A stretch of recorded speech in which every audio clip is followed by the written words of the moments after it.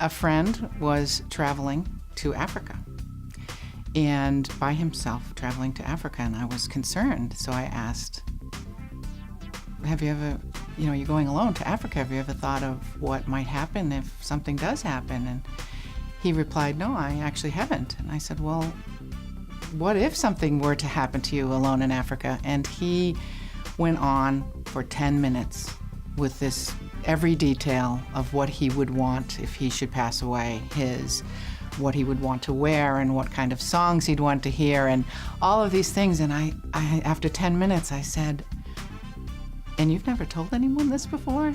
And he said, no one's asked. And I said, what do you think the chances are any of it happening if you've never told anyone? So that became the seed of primary research, to go out and begin asking family and friends, and every person had an answer, from the smallest, scatter my ashes on the 9th hole, to the most elaborate service ideas. No, it was not my first venture into entrepreneurship. I don't know how far back you want to go, but at 10 years old, I started a seed distribution company in my neighborhood, where I enlisted all the neighborhood children to go out door to door and sell seeds for me. So it went on. I've owned a small business and had a successful sale, and also worked in startup almost exclusively in my life, a very fast-paced, challenging environment.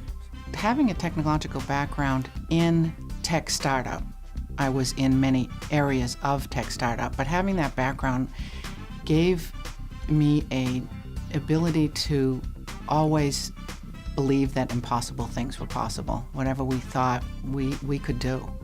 And carrying that through my life and having a little bit more than my fair share of loss, I found that it's 2016, and I think it's time for some updates in a rather antiquated sector.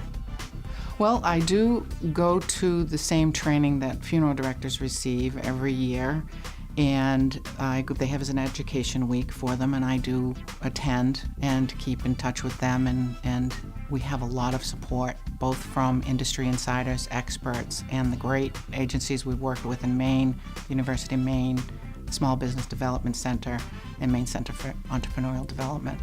They've all had a part in helping us with our marketing and our plan.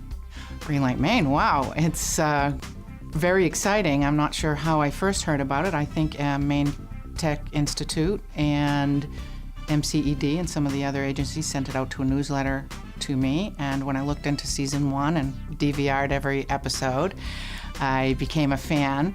And then for this year, getting into season 2, I went around and read your website and looked at some of the folks that were on it, and went over and knocked on their doors and talked to them a little bit about what their experience was and what they might be able to help give me tips on, and it was just a great experience.